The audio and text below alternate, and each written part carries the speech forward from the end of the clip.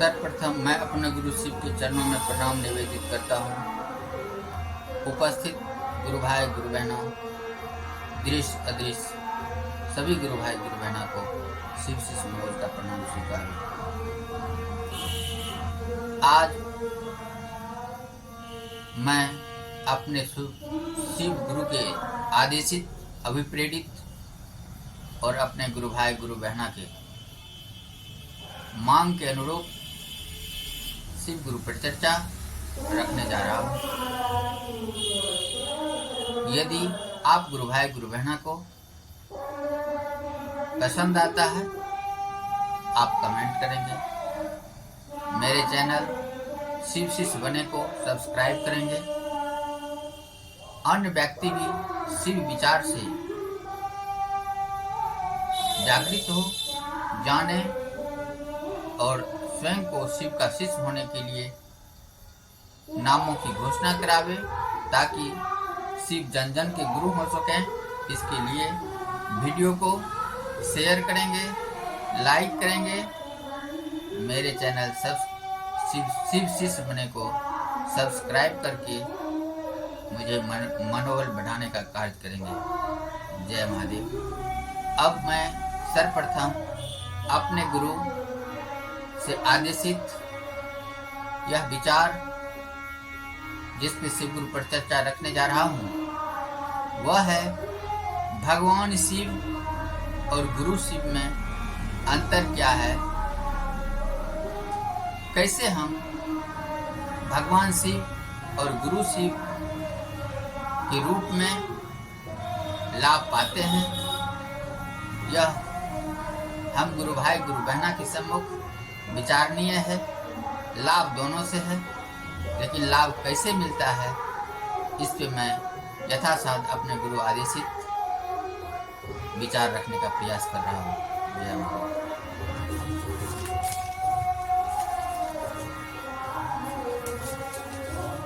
सर्वप्रथम मैं अपने गुरु भाई ब्रेन गुरु भराता साहेब हरिद्रानंद दीदी नीलम आनंद के चरणों में प्रणाम निवेदित करता हूँ।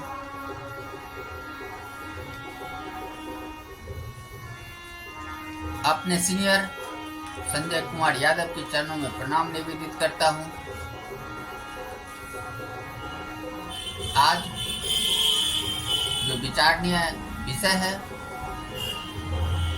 वह विषय है भगवान शिव और गुरु शिव। हो सकता है हम गुरु भाई गुरु बहनों आज का वीडियो यथासाध्य मैं अपनी विचार संक्षेप में रखने का प्रयास कर रहा हूँ। अगर थोड़ा लंबा भी हो जाए, आप वीडियो को स्किप ना करें, ताकि हमारी सारी बात आप तक पहुँच सके और यह विचार आप तक पहुँचने पर क्या क्या कर पाता है, आप लाभान्वित हो सके।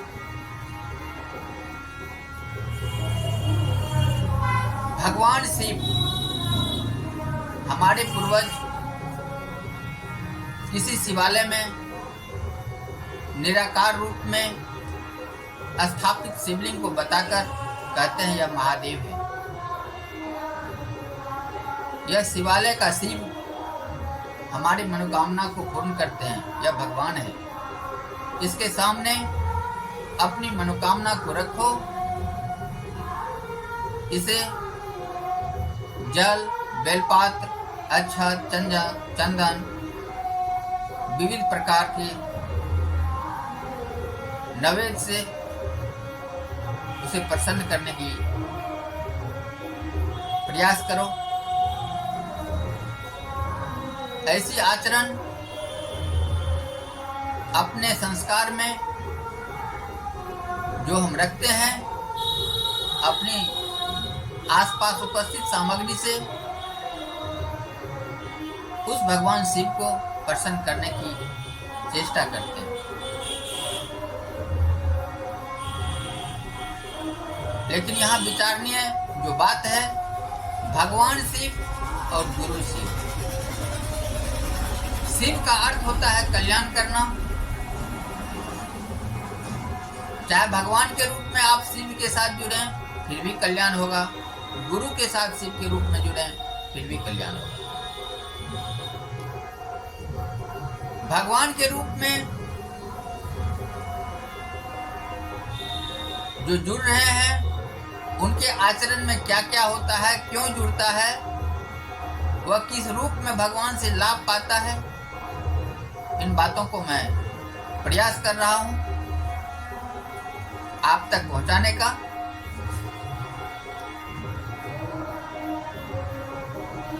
दोनों शिव में उपसर्ग के तौर पर एक शब्द भगवान और गुरु अलग अलग। भगवान को जब हम उसके वर्ण को अलग अलग कर लिखते हैं, वह है भ, अ, ग, वा, न। यह सुनने भर है भगवान, लेकिन इस हम जो सुनते आए हैं छित जल पावक गगन समीरा पंच तत्व मिली अधम शरीरा, यह इसका सार है। यहाँ पर भ से भूमि यानी पृथ्वी माता, अ अग्नि, उष्मा, गौ गगन आकाश, वा वायु या पवन, न नीर जल। यह पांच तत्व हर किसी का अपना महत्व है, जिसके बगैर अस्तित्व संभव नहीं है।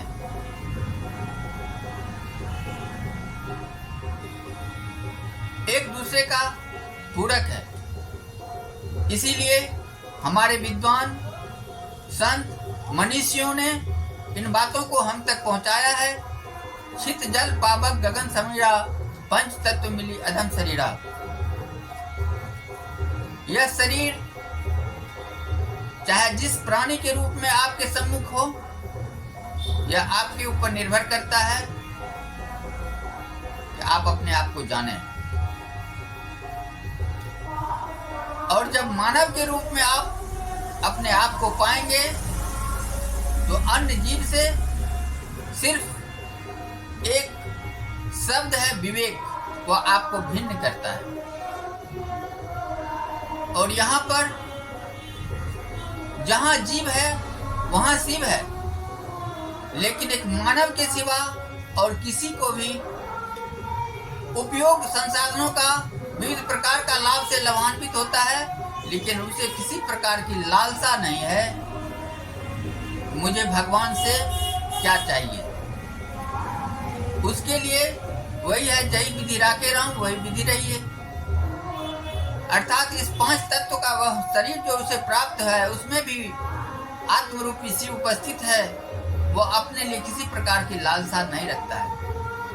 विविध परिवेश में रह करके जो मिला जैसा मिला उसी में वह संतुष्ट होकर के अपनी कलवित अवस्था को भोगता है।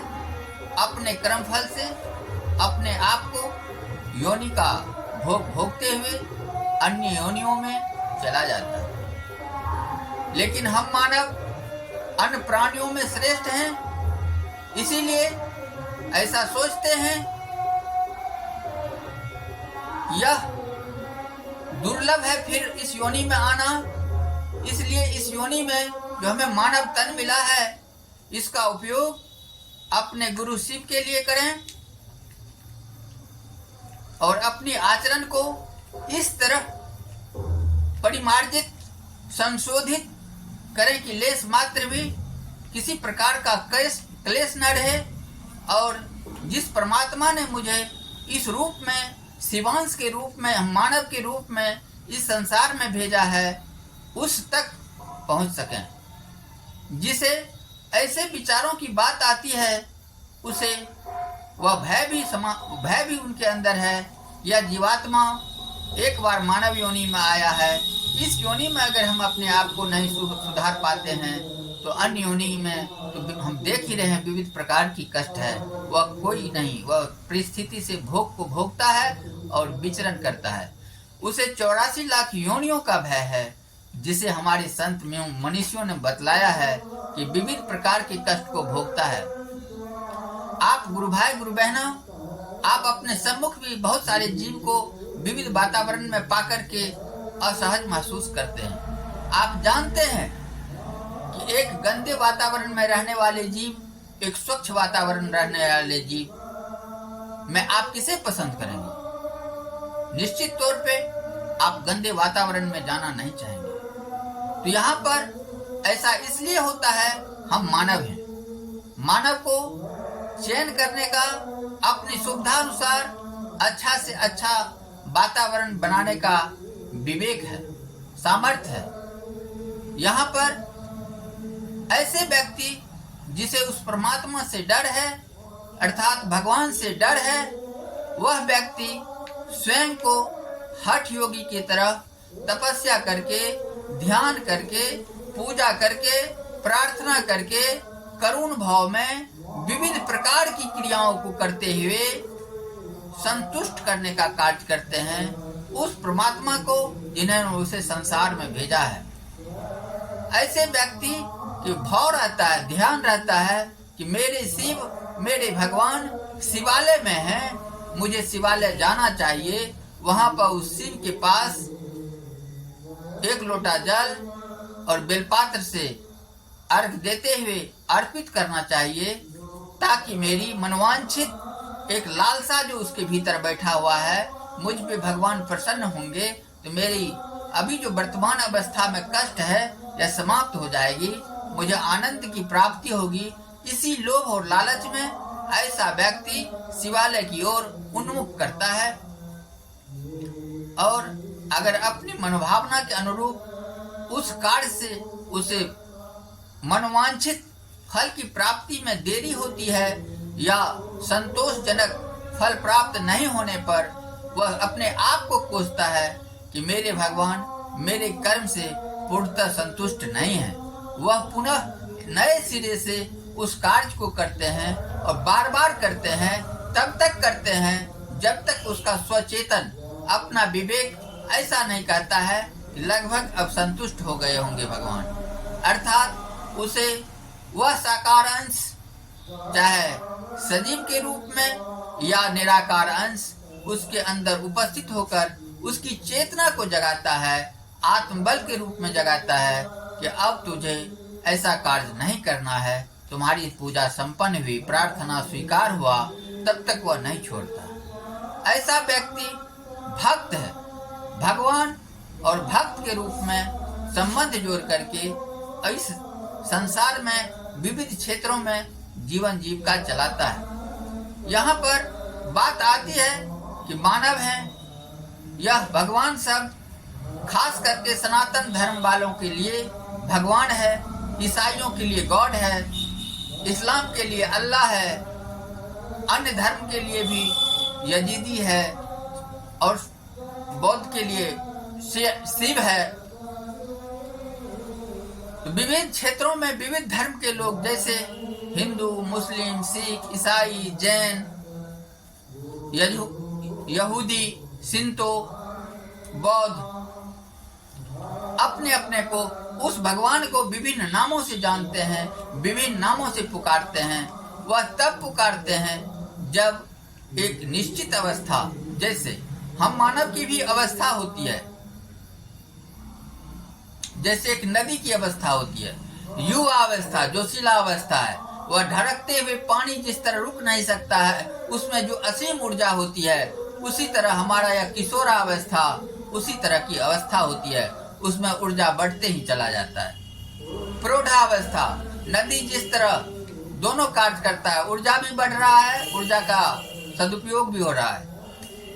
क्षेत्र का अगल बगल जिस तरह नदी कटान करता है, गहराई की ओर जाता है, फिर यूं ही उसकी ऊर्जा में ज्यादा मंद अवस्था आता है, उसी तरह जीवन की एक अवस्था है जब वह धीरे धीरे प्रौढ़ावस्था से वृद्धावस्था की ओर कदम बढ़ाता है, उसकी ऊर्जा क्षय होने लगता है, वह भी अपने कुटुंब जन को हेरने लगता है। जिसी तरह नदी बल खाती हुई एक सर्पिली आकार को रूप लेता है, धीरे धीरे समुद्र की ओर बढ़ते बढ़ते उत्तर हो जाती है और अपने जीवन लीला समाप्त कर देती है। उसी तरह हम मानव भी अपने कुटुंब जन पर भरोसा करने लगते हैं और सोचने लगते हैं हमारी इतनी विशाल कुटुंब जन है, हमने अमुक अमुक संपत्ति अमुक जगह खरीद रखा है, हमारे पास बहुत सारी सुख संपदाएं हैं।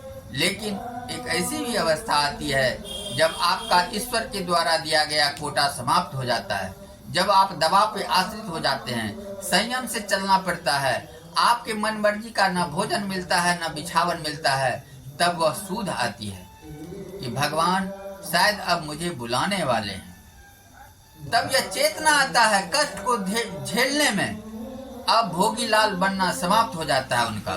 उन्होंने अपने जीवन में जो भोग भोगा है, अब वह भोग उसे चाह करके भी मिलता है तो भोग नहीं पाता है।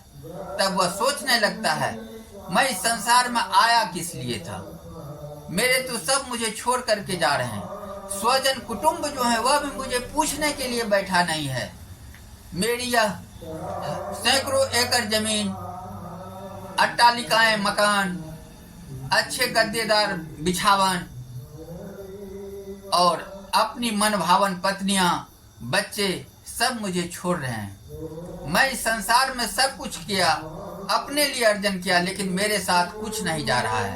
तब वह फूट फूट के रोना शुरू करता है, ये सारे सुख व्यर्थ, मुझे जिस कार्य को करना था उस कार्य को मैंने नहीं कर पाया। मैंने इस संसार में आकर के सांसारिक कार्यों में उलझ गया, इस माया की दुनिया में फंस करके, माया में लिपट कर करके मैंने अपने जीवन को नष्ट कर लिया। ये सारी संपत्ति मुझे क्षणिक सुख दे रहा है, लेकिन आत्मा की सुख नहीं प्राप्त हो रही है। तब वह व्यक्ति भगवान भगवान रटता है कि मेरे इष्टदेव मुझे अपने पास ले चलो, लेकिन उनके इष्टदेव उनके सम्मुख होकर के भी उसे कहता है तुमने अपने जीवन में ऐसे कर्म को नहीं किया है जिससे कि जीवों में वह भावनाएं आवे, तुम्हारे कर्म का लोग चर्चा करे कि सदकर्म किया है। उस सदकर्म की चर्चा न होने के कारण तुझे पुनः इसी जीव भाव में रहना पड़ेगा, अपने कर्मों के हिसाब से जन्म लेना पड़ेगा। यह बात उनके मन में स्वतः आता है और स्वतः आने के बाद वह व्यक्ति फूट फूट कर रोता है उस भय से कि मुझे जाने किस योनि को प्राप्त होगा। मैंने सचमुच अपने जीवन में विविध कर्मों को इस तरह से किया है जो दूषित कर्म की श्रेणी में आता है, सदकर्म की श्रेणी में नहीं आता है। वह व्यक्ति यह भी भूल जाता है कि मैं मानव हूँ, सामने वाला भी जीव शिव का अंश है, उसके साथ मुझे क्या बर्ताव करनी चाहिए। मानवता के गुण उसमें होना चाहिए, लेकिन होता नहीं है। उन्होंने जिस परमात्मा ने पूरी सृष्टि को रचा है, वह सुरक्षा की भाव को छोड़कर निजी सुरक्षा की बात करता है, परमात्मा तक को बदलने की चेष्टा करता है और निजी सुरक्षा के नाम पर विविध आयुध से लेकर के परमाणु ऊर्जा तक का दुरुपयोग सदुपयोग सब करता है और परमाणु ऊर्जा का दुरुपयोग यहाँ तक करता है कि पल भर में ही जनसंहार की स्थिति पैदा करता है। वह शिव का अंश जो कि स्वयं को उसी शिव को भज रहा है, उसको क्षण भर में मिटाने की चेष्टा करता है। यह दिखाने के लिए करता है कि मेरी सामर्थ्य को देखो, तुम मेरी अधीनता को स्वीकार कर लो। मरता मतलब अपने आप को, स्वयं को वह व्यक्ति भगवान समझने लगता है। उस भगवान को जपते जपते अपनी सामर्थ्य के हिसाब से स्वयं को भगवान साबित करने लगता है। ऐसे कर्म फल वाले व्यक्ति भगवान और भक्त हैं, उसके लिए वे सारी ऊर्जाएं, वह व्यक्ति आज तक इस उधेर गुण में नहीं रहता है। यह आदि शक्ति नर के रूप में है या नारी के रूप में है। अरे नर हो या नारी, यह किसी ने नहीं बता सकता है। वह आदि शक्ति ब्रह्मांडीय ऊर्जा है। हम जीव के अंश विविध रूप में हैं, चाहे स्त्रीलिंग हो, पुल्लिंग हो। आज के डेट में ट्रांसजेंडर भी एक लिंग के रूप में पहचान बना रहा है। इसीलिए लिंग अपने हिसाब से वह ईश्वर की संरचनाएं हैं। कौन आया पहले कौन बाद में आया, इस चीज को हम उसी ईश्वर पर छोड़ें कि जब भी आए इस उधेर बुन में न रहें, अपने जीवन के हर क्षण हर पल को अपने लिए जिए, उस शिव के लिए जिए, शिव को याद रखें, शिव का कार्य करें, शिव के लिए चलते चलते शिवमय जीवन को बना लें। इस तरह का भाव जिस व्यक्ति में होता है वह व्यक्ति भगवान शिव को अपना गुरु बनाता है। मेरा कहने का भाव था, जो ही उस व्यक्ति को ऐसा लगता है कि हमारे भीतर भी आत्मा है और सामने वाला जीव के प्रति भी आत्मा है, यह आत्म शिव हर जगह मौजूद है। जितने जीव उतने शिव। जिसे हम आज तक भगवान मानते आए हैं वह शिव को अपना गुरु बना लें। क्यों नहीं हम अपने भगवान शिव को गुरु बनाएं? इन्हीं बातों को साहब हरिद्रानंद, दीदी नीलम आनंद ने हम शिव शिष्यों के बीच घूम घूम करके अपने विविध वचनों से, विविध प्रकार की चेष्टाओं से यह बतलाने का प्रयास किया। आइए भगवान शिव को अपना गुरु बनावें। शिव जन जन के गुरु हैं, शिव जन जन के गुरु हैं। आओ चलें शिव की ओर। इन सब बातों को रखते हुए हमारे ब्रेन गुरु बराता ने जिस गुरु की बात की है, अब मैं उस शिव गुरु की बातें आप तक पहुंचाने की प्रयास कर रहा हूं। गुरु मतलब अंधकार से प्रकाश की ओर ले जाने वाला। आपके जीवन में जिस चीज की ज्ञान नहीं है उस ज्ञान को आप तक समझाने वाला। उस ज्ञान को पाकर के आप अपने कर्म से उस ज्ञान और कर्म को मिला करके उस परमात्मा का अंश हो सकते हैं। इसके लिए गुरु शिव की आवश्यकता है। लेकिन यहाँ पर स्पष्ट कर देना चाहता हूँ, इस आत्मा की ऊर्जा जिसे हम ब्रह्मांडीय ऊर्जा, मैं शिव शिष्य मनोज कुमार ब्रह्मांडीय ऊर्जा के नाम से संबोधित करता हूँ। सजीवता का बोध कराने वाली प्रकृति प्रदत्त ऊर्जा अर्थात ब्रह्मांडीय ऊर्जा ही शिव है। अर्थात यह ऊर्जा को आप गुरु बनाएं जो आप में मौजूद है। अपने ऊर्जा को पहचानने के लिए आप में यह बोध होना चाहिए कि आप मानव हैं। आप प्राणी ही नहीं हैं, आप मानव हैं। जो ही मानव की बात आएगी आप में मानवता की गुण स्वतः विकसित होना शुरू हो जाएगा। मानवता के गुण जो ही विकसित होगा आप में व्यापकता आएगी। आप में विविध प्रकार की राष्ट्रों की सीमा रेखाएं, विविध धर्म के मानव जिसे हम मानव के रूप में देखते हैं या नहीं है, यह विचार नहीं करना। मानव के रूप में उसकी शरीर है, उनके आचरण है या नहीं, यह आप महसूस करें। हम गुरु भाई गुरु बहना विविध सांस्कृतिक प्रदेश में रहने वाले, विभिन्न वातावरण में रहने वाले, विविध क्षेत्रों में रहने वाले, सुख में हो अभाव में हो, वह जीव है। वह जीव शिव का अंश है। जिसने यह समझ लिया उसका जीवन सचमुच शिव शिष्य की ओर चलने के लिए पहला कदम है। अर्थात उसी भगवान की ये संरचनाएं हम जीव है जिसे हमें अपने व्यवहार के द्वारा प्रसन्न करना है, खुश करना है। उसे इस तरह से सेवा पहुंचानी है ताकि उन्हें कष्ट न हो। और उनका एक भाव अगर आपके लिए आता है, आपके लिए उन्होंने भी प्रार्थना किया कि अमुक व्यक्ति ने अपने व्यवहार से मुझे गदगद कर दिया, मेरी सेवाएं इतनी की कि उसके लिए भगवान दया करे, उसके अच्छे अच्छे रास्ते निकाले। सचमुच आपके जीवन में जो भी प्रारब्ध से कर्म फल आप में संचित है, जिनके लिए आप इतने दिनों से लगातार चलते आ रहे हैं कि मेरे प्रभाव के चलते मैं आर्थिक तंगी में हूँ, मैं कष्ट में हूँ, मैं शारीरिक कष्ट में हूँ, मैं मानसिक कष्ट में हूँ, विविध व्यथाओं को झेल रहा हूँ, वह निश्चित रूप से कम होगा। यह भाव लेकर के बहुत सारे संसार के धर्मावलंबी कोई प्रार्थना कर रहा है, कोई माथा टेक रहा है, कोई दुआएं मांग रहा है, लेकिन सबका भाव उस परमात्मा से जुड़ने का है। लेकिन मैं शिव शिष्य मनोज कुमार आपसे इन्हीं बातों को कह रहा हूँ। मैं आपके भीतर बैठा हुआ शिव का अंश आत्म शिव जो है वही गुरु शिव है। उस गुरु शिव से अभिप्रेरित होना है। और अभिप्रेरित होने के साथ आप एक उदाहरण से आप समझें, गुरु उन्हीं अपने शिष्यों को सम्मान देता है, मान देता है और उसके लिए हर हमेशा ख्याल रखता है, उसके साथ रहता है, जो शिष्य अपने गुरु के आदेश का पालन करता है। अगर आपका गुरु आत्म शिव है तो अपने गुरु शिव का आदेश को माने और उसके अनुसार आचरण करें। अब यहाँ पर हो सकता है कि आपके द्वारा किसी जीव में कर्म करने के क्रम में कष्ट हो जाए, लेकिन वहाँ ख्याल नहीं रखना है। ख्याल यह रखना है कि उस व्यक्ति का कल्याण हो।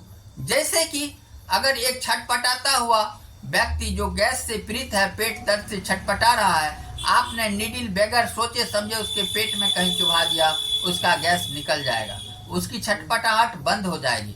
अर्थात आपका भाव है वहां पर उस सुई को चुभा करके उसके अंदर का गैस बाहर निकालना, कल्याण करना, न कि उसे दर्द देना। यहाँ पर आपका आशय, इंटेंशन, आपका सोच क्या है? उस व्यक्ति को पीड़ा देना नहीं है, उस व्यक्ति को लाभ पहुंचाना है। इसीलिए आपका कर्म ऐसा होना चाहिए कि आप अन्य जीवों को अपने स्तर से लाभ पहुंचा रहे हैं, कल्याण कर रहे हैं। यही एक शिव शिष्य का आचरण होना चाहिए। इस तरह की आचरण से अधिकाधिक लोगों का कल्याण हो, कम से कम लेस मात्र ना के बराबर अगर कष्ट भी होता है तो आचरण को अपनाने में नहीं हिचकना चाहिए।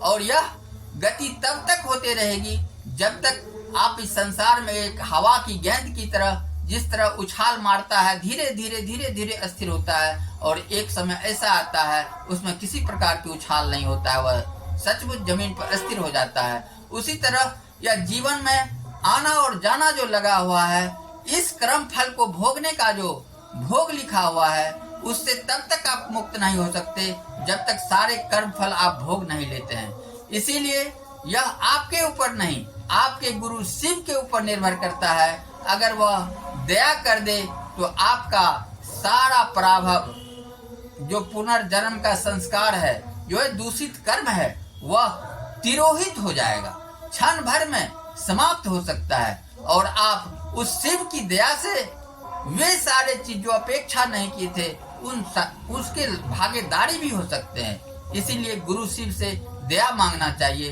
हर हमेशा मांगना चाहिए, जितना संभव हो उतना मांगना चाहिए। इसके लिए किसी प्रकार की बरजनाई नहीं है। अपने गुरु शिव को, जिन्होंने शिष्य के या शिष्या के रूप में गुरु शिव को मान रहे हैं, उसके लिए साहब श्री ने 3 प्रकार के आचरण हम गुरु भाई गुरु बहना बतलाए हैं। पहला है दया मांगना, बस विनम्र भाव से, किसी दबावपूर्ण भाव से नहीं, करुण भाव से, विनम्रता पूर्वक अपने गुरु शिव से एक याचक की भांति हाथ फैला करके कहना चाहिए, हे शिव, आप मेरे गुरु हैं, आप मुझ शिष्य या शिष्या पर दया कर दीजिए। अगर आपका भाव इसी समय ऐसा हो जाता है, आप मेरे पुत्र पर या पुत्री पे दया कर दीजिए, तो गुरु की दया उन पर होगा, जैसा आपका भाव है उन पे होगा, न कि आप पे होगा। ऐसी स्थिति में जिस तरह कोई व्यक्ति रुपए के अभाव में किसी से याचना करता है और वह व्यक्ति दे देता है, तो उस व्यक्ति के अकाउंट से उतना रुपया कम होता है, उस व्यक्ति में आपूर्ति होता है। इसी प्रकार आपने गुरु के लिए जो कार्य किया है, आपका जो पुण्य संचय हो रहा है, उस संचय की राशि घट करके उस व्यक्ति तक पहुंच जाएगा जिसके लिए आपने दया की याचना की है। दूसरा सूत्र है अपने गुरु की चर्चा करना। आप कल्याणकारी महेश्वर शिव का शिष्य हैं, अर्थात गुरु शिव जिसे हम कह रहे हैं, उसी शिव का पर्याय है कल्याणकारी। महेश्वर जिसे कह रहे हैं, क्योंकि हमने अपने आप को गुरु इसलिए बनाया है, आप हमारे हर कर्म के नियंत्रक हैं। आप मेरे वे सारे आचरण को परिमार्जित करें, संशोधित करें। मेरी आत्मा की रूप में जो आप मेरे साथ हर हमेशा विराजमान हैं, आत्मरूपी शिव के साथ, शिव के रूप में हैं। हे शिव, हे कल्याणकारी महेश्वर, आप मेरे दुर्गुणों का नाश करें, सद्गुणों का विकास करें, सुसंस्कार बनावें, ताकि मेरे आचरण से ऐसा न हो कि अमुक व्यक्ति कोई मेरे आचरण को दूषित ठहराते हुए, लांछन लगाते हुए इस तरह की चर्चा करे कि अमुक व्यक्ति शिव का शिष्य होने के आड़ में अमुक गलत कर्मों को किया है, अपने गुरु शिव की बदनामी किया है। इसलिए हे कल्याणकारी महेश्वर शिव, आप हमारे साथ हैं, आपके द्वारा जो संस्कार दिए जा रहे हैं ऐसे हो कि आपकी मान बढ़े। यह कहे कि शिव शिष्य जा रहा है, शिव शिष्य है।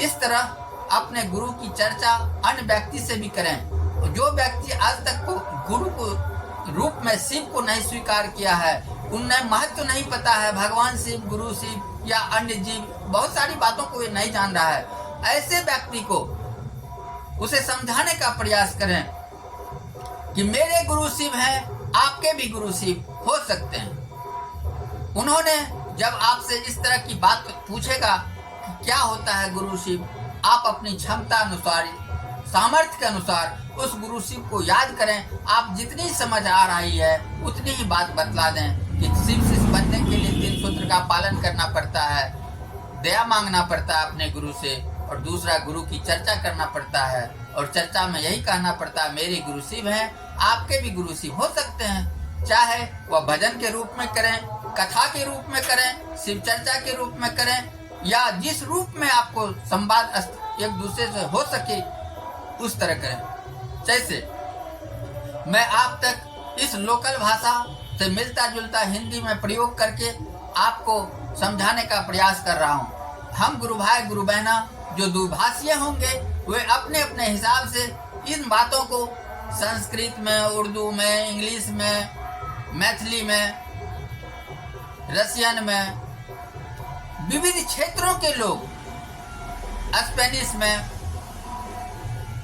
जहां जहां के लोग इन विचारों को फैलाना चाहेंगे, जो दुभाषीय हैं उसे अपनी भाषा में कन्वर्ट कर लेंगे और इन विचारों को फैलाएंगे ताकि शिव जन जन को गुरु हो सके। यह चर्चा करना है। और तीसरा सूत्र है, जब शिव शिष्य और गुरु की परंपरा अपने जीवन में बन जाती है या नींव पड़ जाता है कि मेरे गुरु शिव हैं, तो अपने गुरु को याद कर लेना।